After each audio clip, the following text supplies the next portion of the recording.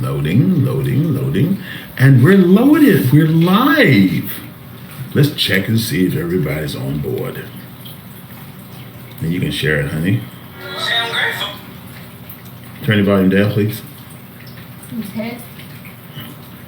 Hey guys, we're on live. How you doing? How you doing? Let's wait to see if the rest of the folks come on board. I'm on my wife phone this time. On her account. People. I'm about to do so. As soon as I acknowledge that you're alive.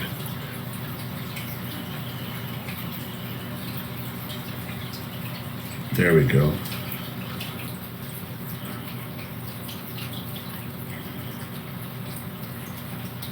These opportunities at the right time. Right place at the right time.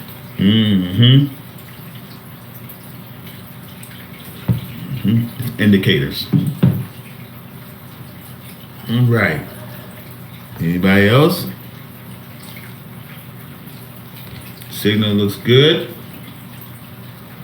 I'm so excited and I can't not hide it. I'm about to lose control, but I think I like it. Did you tag me?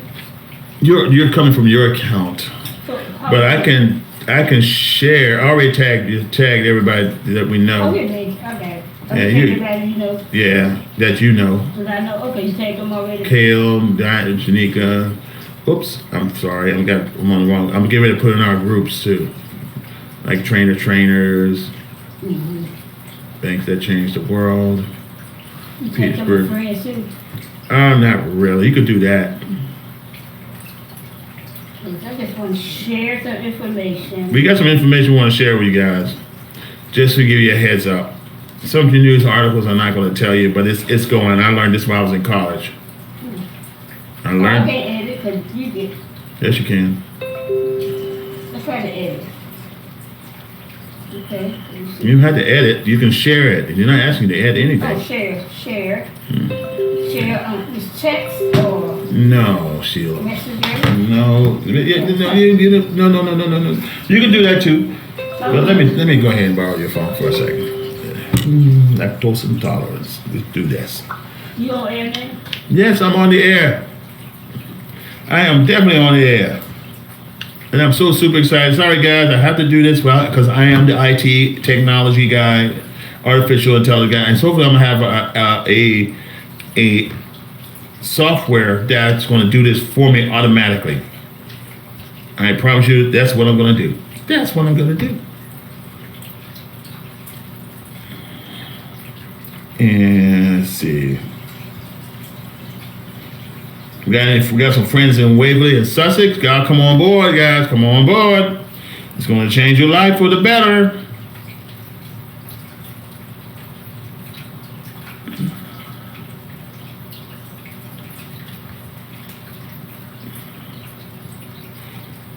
Yeah, if you want to share with friends. Okay, give me a minute.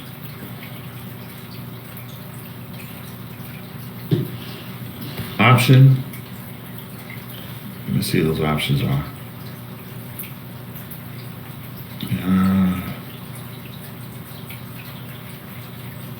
This thing being stubborn, huh? Probably the best thing to do. You can't tag them. You can share with them by. You can share with them. Come on now. Oh, I'm on the wrong phone. You know what? I'm on the wrong phone. I'm thinking my phone. Cause I just share with all my group, my private groups. Oh, okay. So you can share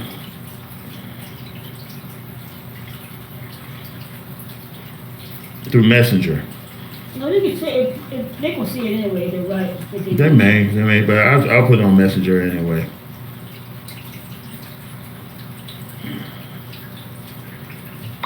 Give me a heads up. The rest is up to you. Okay. You can connect Jennifer. All right. I'm ready to get to work. While Sheila's doing that, how you doing, everybody? Let me introduce myself. My name is Reverend Dr. Antonio Arnold, a.k.a. Beast Mode, in the house. Boom. And I'm so happy to be here, guys. And I know you are happy to be here, too. And just a little bit of background about myself. I just graduated with another course from Cornell University. Just want to show you I'm educated in marketing and artificial intelligence. I also graduated from Cornell with a certification in blockchain essential. I do have a number of masters. I'm not going to go into detail about that. I got a bunch of masters, and I got a bunch of two bachelor's degree, 1 doctorate, and a ton of certifications. Not just to name a few, but specifically for this blog, for this video, we're going to just focus on Cornell, what I learned at Cornell University in marketing, artificial intelligence, and blockchain. Because I'm not here to tell you, you are in the blockchain. You're in the matrix, guys. I'm here to tell you, you are in the matrix. And I'm here to tell you, I want to help you guys win. I wanted to share with you guys some concept. Let me see if I can make this bigger so I can't. Yeah, I can span the camera. Yeah, there you go. Yeah, and I really wanted to give America, hey Carl, I want to give America some insight of what's coming based on what I've learned through Cornell University. Change has already occurred, guys, believe it or not. I've been warning you since I was a student, that even I was investing as an investor in cryptocurrency, change has occurred. In April, the International Monetary Fund has launched a cryptocurrency. This cryptocurrency is called UMU. It's $1 trillion coin. This UMU, which is called Universal Monetary Unit, and each unit has a value, is used to equalize the opportunities for transactions to take place between countries. You remember we had to deal with what? The foreign exchange, right? You had to deal with foreign exchange. One value is more than the other. What the UMU is going to do is help those countries be able to make purchases without dealing with such an expense, because their market prices are much higher because their dollar value are much higher. Okay, does that make sense to everybody? Okay, that's just one thing. So I'm here to talk to you about banking. I want to talk to you about banking. Yes, I am not a financial advisor. Be aware I'm not a financial advisor. I'm not going to give advice, but I just want to give something what I have understand to know through this platform to give you some education of what banking is. Okay, we got plenty of financial advisors. I can connect you with 1 or 2 or 3. A lot of some are related to, and some are not. But it just depends on your situation. So I knew this was coming. It's already been launched in the news and a lot of who's in banking. And I monitor this stuff, but this is dated September 18. Now, there's a whole bunch of articles I already have that's credible that says it's pretty much the same thing. So if you don't mind if I read it, I'm going to read it just the highlights, okay? Because you are in the matrix. The day of the dollar bill is over. So let's talk about this. The number of branches has fallen from, and I'm saying the branches are closing. If you look out your window, drive in your neighborhood, you'll find what used to be a branch is now a church. What used to be a branch is now a fish market. What used to be a branch is a flower shop. What happened to all these branches that used to be there? Where have they gone to? Are they gone south? Are they gone east? Have they been reorganized?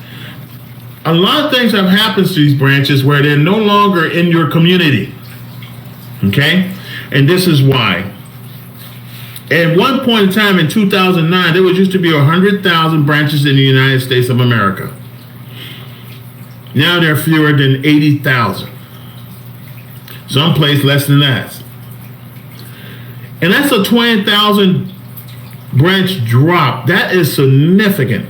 Okay? We're talking about 2009. That's very significant. So let's go on, okay? And if you want to know further, just go to American Bankers as a source, and there's plenty more. And I'll say, if you want more sources, I can send you a whole bunch. I got some on my Facebook page already posted. I can just retrieve them, and you look at the Forbes magazine.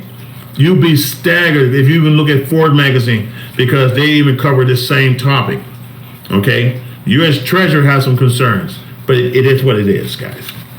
The typical bank office network is not what it used to be, as the article states, okay? An uninterrupted march towards fewer branches are permeated in the industry since 2010. That's what, 13 years ago? The movement accelerated this decade. Now, I saw this coming about part as I noticed this used to be a branch on Whiff Street in Petersburg near Kentucky Fried Chicken, okay? And it's gone. It used to be on the corner of Whiff and some other street, and it's gone. It's like a whole bunch of them gone, especially one right in downtown Petersburg. Let's move on. In 2009, the last year of the physical location increase, there were nearly 100,000 branches. Keep in mind, there was 100,000 in branches across the United States. There are fewer than 80,000 at this point in 2023. Could be a lot less than that, according to S&P Global Market. I want you to artificial intelligence search S&P Global Market in regards to bank branches reductions. Okay, and you'll get a little bit more accurate information. If you Google, you might get some news, you might get some fluff too along with that. So what it gives? Why is this happening? What the heck is going on?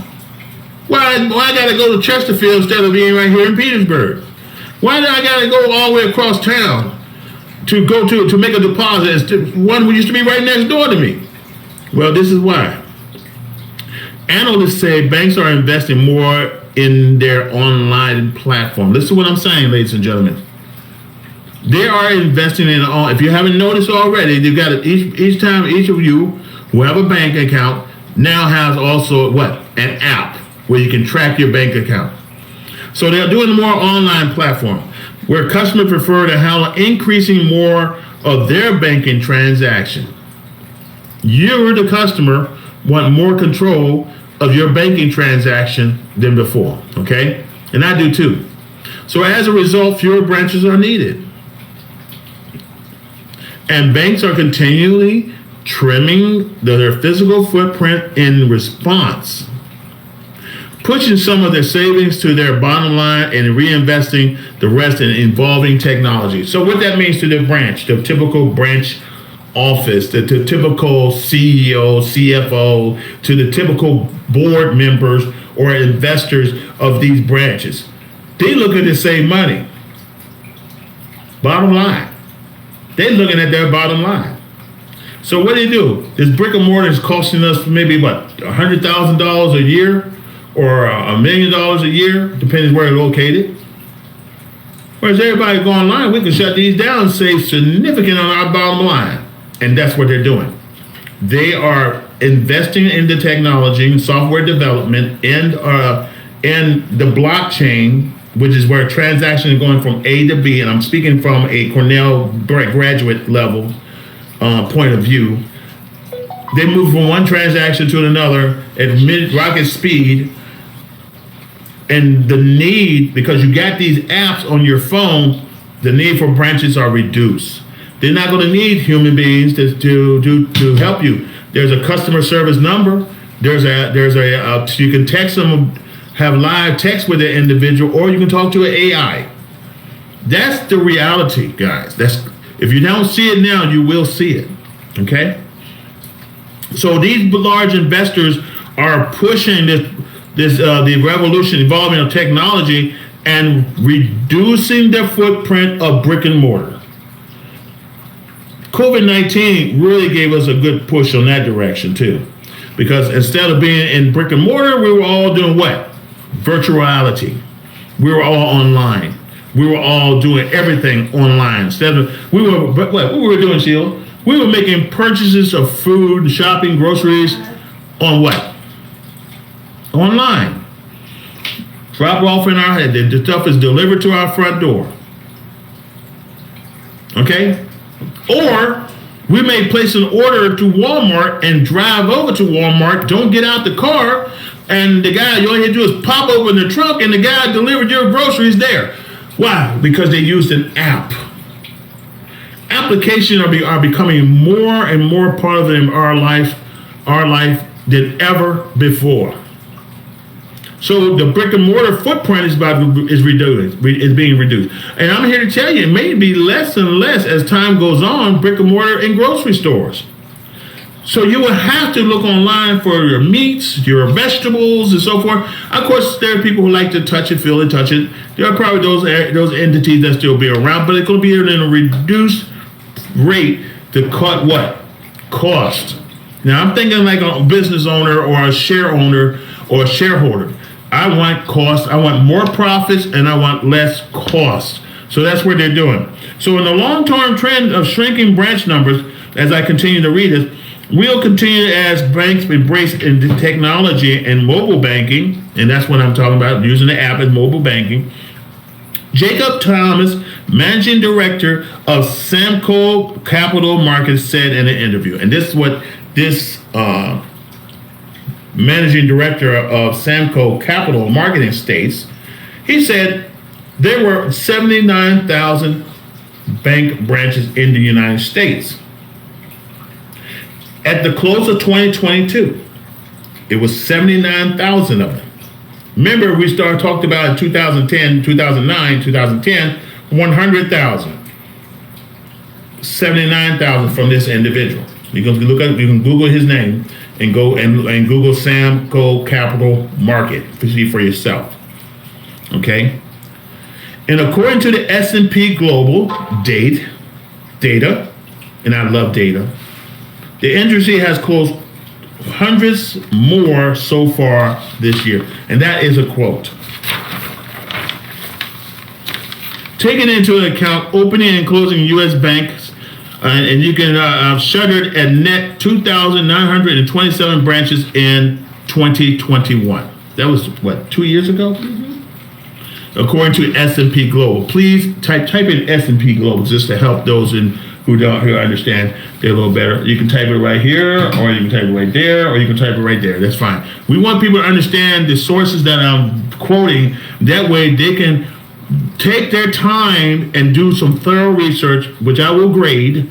I will grade your research. It must be at least 30 words. And I want it an APA style. Those are my graduate students. I want you in APA style, okay?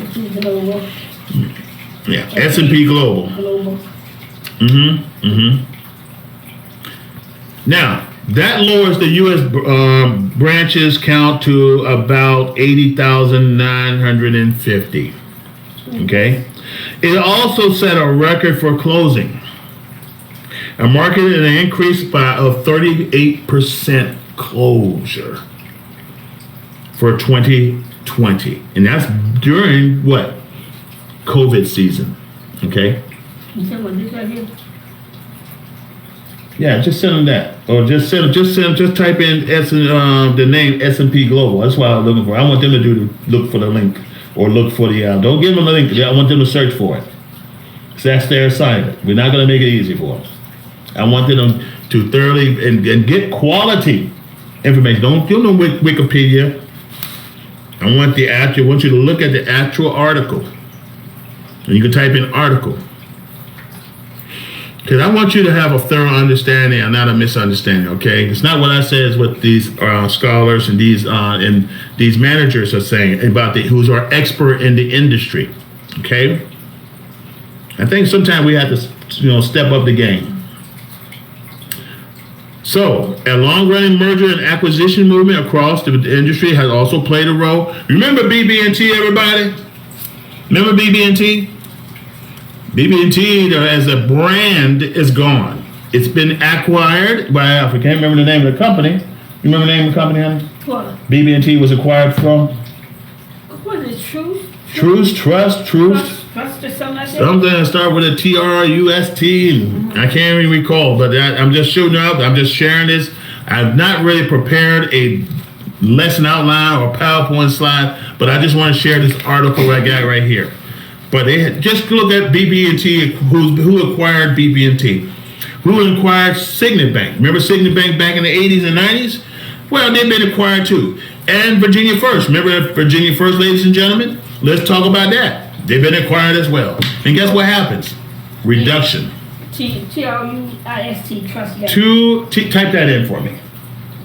Okay? We want to keep this in front of people. That means no guesswork. They can do the research themselves. 300 words, American Psychological Association format. Okay, let's continue. Now, large national and regional banks have led the branch downsizing. So these super large companies, they're the one who leading the branch downsizing, okay? Mostly because they have a largest network and therefore the most cutting to do. However, banks of all sizes are shifting investment away from physical location towards what? Towards what, ladies and gentlemen? Hand me that right there. No. I want that right there, my phone. The phone? Yeah. They're transferring, they want everything to become digital. They're transferring from brick and mortar to what? Digital. Everything you can do, application after application. And if you're on this computer, there's an app for it. Or you go ahead to type in www, wherever the branch is, do the search, boom, log in. They have a little thing that says log in. You see all your accounts and you can control the transaction. You can apply for loans. You can apply for what is called bank loans. Even your mortgage has gone digital. A lot of mortgage companies have gone digital. And there's an app for that. Okay? I know what I'm talking about. You don't have to go no far. It's nothing new. You're using it right now. All right? All your data is on there. All you have to do is username and password. Or whatever, how you set up your security protocols. Let's move on to the next one. Everything's going digital, guys. So what's more common community banks say their largest competitors have scaled back branches so much that small banks are keeping relatively robust brick and mortar operations to fill the void. And that's what a lot of these community banks are doing. They're trying to stick around their way to offer that service for those who are not really connected with the digital platform or don't want to be connected to the digital platform. They still want that one-on-one customer interaction with the teller or talk with the branch manager. They still want to see a physical building operation. But I'm here to tell you those things are changing because a lot of the community banks have gone digital too. Maybe for a little while they'll keep things going for the sake of community. That's why they call community banks. That's why they call small banks because their main purpose is what? Community. So they're going to stick around for a while. It's just the big, robust guy, brick and mortar guys, they move in totally digital because they have the network power to do so. Okay? They have the power to make those kind of decisions. All right? It's not a one-person decision. Okay? And it's also saving them billions of dollars in assets. They can liquidate those assets. They can make a profit for their boards, and they can move forward from there. And a lot of times they sell those assets. And a lot of times you may find a restaurant there instead. You may find it may be torn down, and I've seen some been torn down and sold and rebuilt to accommodate a new marketing or new company or another company, another brand. But the brick and mortar of itself is gone. Okay, I remember looking at bank offices that used to be owned by banks, offices, tall buildings. Now turn into apartments. True story. Mm-hmm. Turn into apartments or condos. So the day as we look at banking, we have to realize that we're living in a blockchain or digital age, okay? Those ages that I come to understand in related to digital marketing, blockchain, transactions, and that sort of thing from my background in Cornell, it really opened my eyes on how things have changed and revolutionized. A lot of your top companies, even the military and the federal government, they're all on the blockchain. They make purchases, they do transactions, and they track. There's better tracking methods that way, okay? And that's a beautiful thing because that's the future. And I'm almost 60 years old, and I'm keeping track of a lot of things, and that's just where it is. I mean, even in President Biden, everybody know about President Biden, the billionaire president, and he's also he's our president. He's been the senator and vice president under Obama. Well, this is what he said. And President Biden has called for the increase Enforcement of Community Reinvestment Act. Y'all remember that? Y'all type that in. Type that in for me.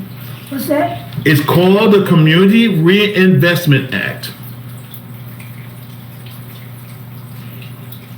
This is what President Biden called for. I want y'all to look that up. And I want you to not scan through it, I want you to read it. Community Reinvestment Act. I said, what the heck does Reverend Arnold keep throwing stuff at us for? You need to know. Okay?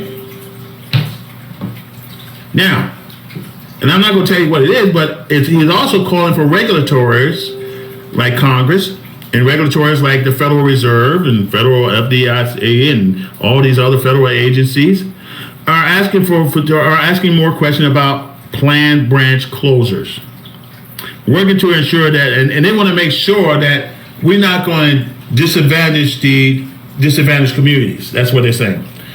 This act is to protect community banks or to protect communities from losing branches. Okay, Petersburg, which is a community in which I'm from, has lost a lot of branches.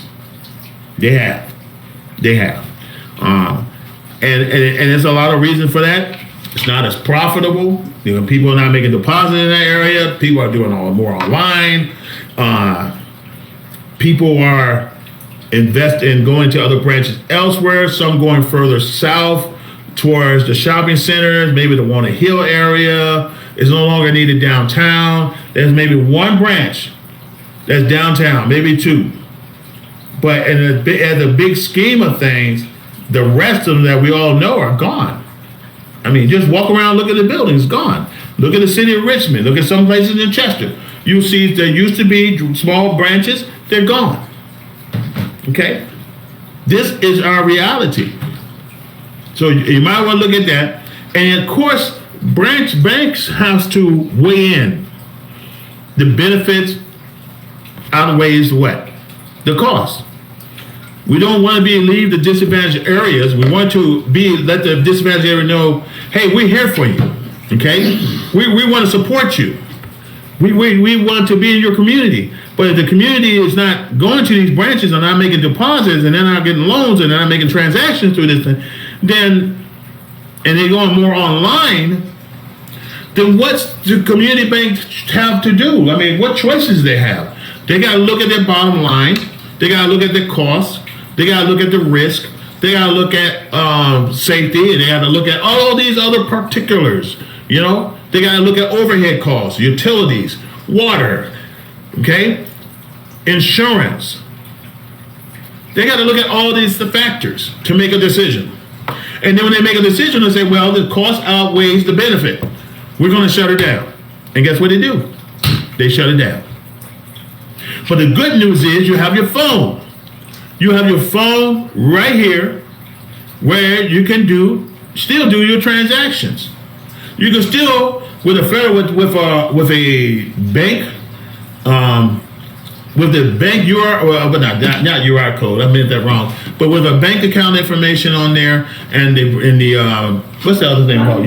Routing number. That's what I was looking for. Thank you, honey. Those routing numbers are key. They're still connected to your favorite branch, whether it's here or 10 miles away. They're still connected. You still can control deposits. You can control withdrawals. You can make transfers. You can still wait on, okay, you make a purchase or you swipe your card and the transaction will go showing pending and then it will be paid. You still see that. You still see pending deposit from whether it be from your job or your career or from a depositor or from your deposit or from the federal government. If you're depending on your military, Social Security, and military disability. Wherever that source come from, as long as you got a routing number and deposit, it's going to go there and you'll be able to see it live and quick through your phone or your computer. Because back in the days, you had to pick up the phone and call to see something and hear a voice tell you January 1st, deposit dollar amount cleared. Do you remember that? Mm-hmm. Deposit January 2nd, deposit bank $30 cleared I mean, it's just like so long, and a lot of times stuff takes forever before it clears. And then again, sometimes it may be a bad thing because when by the time it finally clears, somebody misappropriated money and the money's gone, and guess what? You got overdraft fees. And then you're looking at $30 per day. I'm just wanting to throw that in there. $30 per day transaction fee until you come up with the money to pay for it. And I think that's just a disservice to customers. That's just my opinion. You may go through this one too. Yeah. Looks kind of like, okay. I will continue. So, I mean, that's one of the hallmark of the Community Reinvestment Act is to look out to disadvantaged communities and not be left behind. I'm supportive of that act too. But you gotta look at too, if nobody's going to that branch, is nobody making deposit at that branch, what is the likelihood of no customers going there, or the cost outweigh the benefit? As a business owner, why would I stay? They're gonna close up. They're going to close up, guys. That's the bottom line. The future of transaction is online. Just like your shopping, everybody never dreamed that Amazon would be King Kong of shopping. And all these little stores that used to be mom and pop, they either to get on the bandwagon or obey Amazon and to market their products and services, or they shut it down. Or they go online themselves to a small, and then lose up a lot of customers. It just, it's just the way it is. This is 21st century. This is 2023. I'm going on 2024. So I'm going to go ahead and read on. If you have a branch, in a quote, and this is a quote, if you have a branch in an LMI area, which stands for low to moderate income market, you have to be very careful to make sure your business justification. I just quote that to you. Reasons are very strong. So if you're in a low, moderate to low income area, you have to justify why you're still there. To your board, to your CEO. I mean, sometimes they may do a branch nearby that's not so far and just close that one down. And that's just the reality, okay?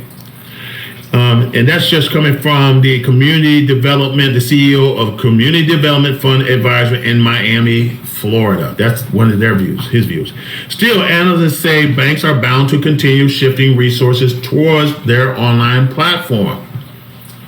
Okay, they're going to put more money into the online platform. They're going to put more money into hiring cryptographers or cryptologists, people who can do encryptions and set up security protocols in the blockchain where transactions are going back and forth. If you don't know what a blockchain is and how it works with regards to banking, then I suggest that you do a little research.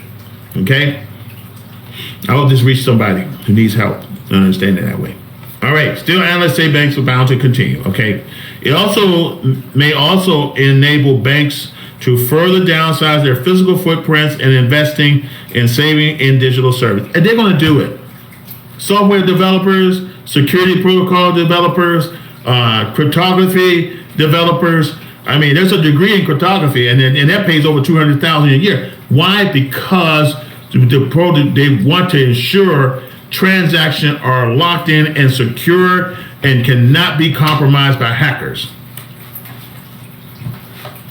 So if you know somebody if you want to obtain a degree in anything, do it under the science and degree in science and cryptography, okay, or cryptology.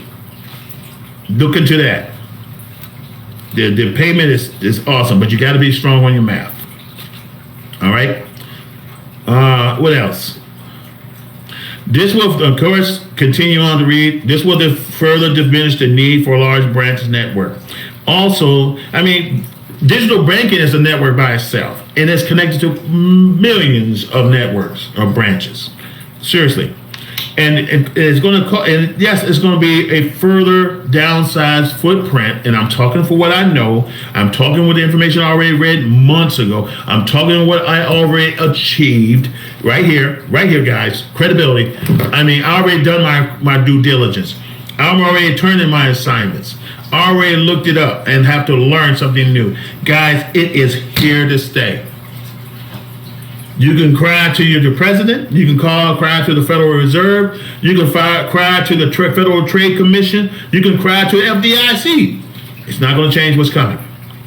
You can go to the, matter of fact, go to the Federal Reserve and complain that banks are closing down. Go to the Universal Monetary Fund and let them know that you're not happy. And guess what? Your voice will go on deaf ear. I'm going to tell you that right now. They'll smile at you. They'll say, thank you very much for calling. We really appreciate your support. But their decisions have been made. They've been made a long time ago, guys. It's not going to change. I'm here to tell you. The pace may move up and down, but longer term, we're going to see fewer branches.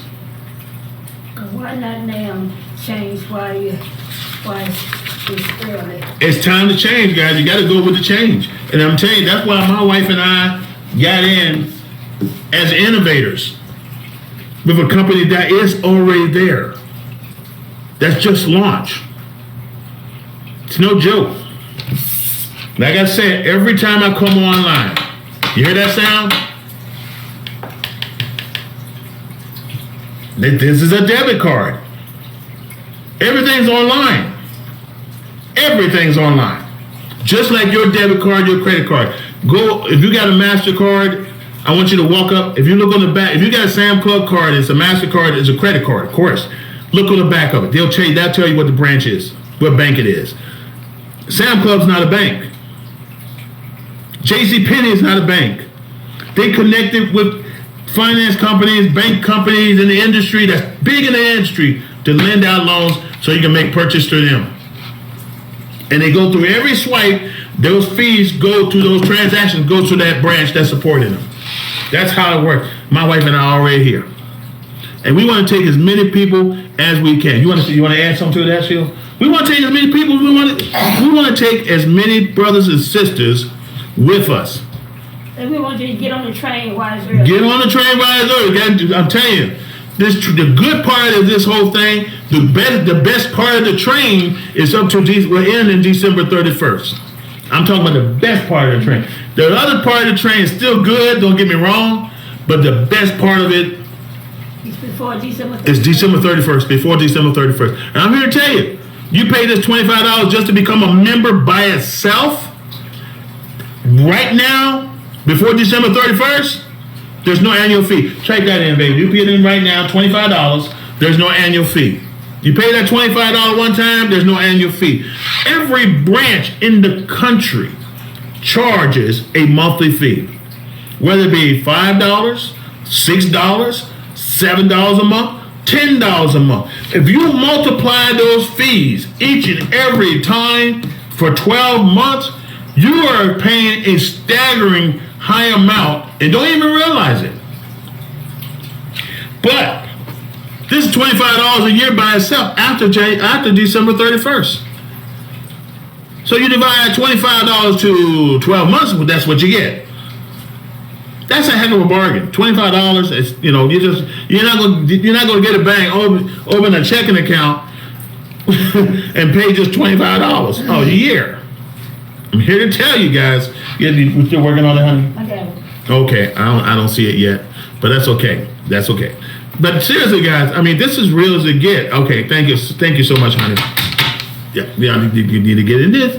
I'm like, hey, Tyler Perry. Never mind. I ain't gonna say his name. Let me stop. I'm gonna stop right there. I'm thinking about those influencers. I can't say the name, but I'm gonna tell you something, guys. Yeah, there's some people that you love and know in all walks of life. I mean, that in professions, in different professions, in the mainstream of things, that has over 30 million followers on Facebook, 10 million followers on Twitter. I did my research. Hundreds of thousands of people that will move when they say move. I mean, one example is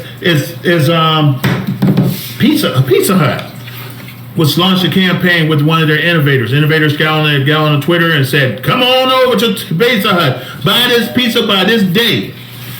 And guess what?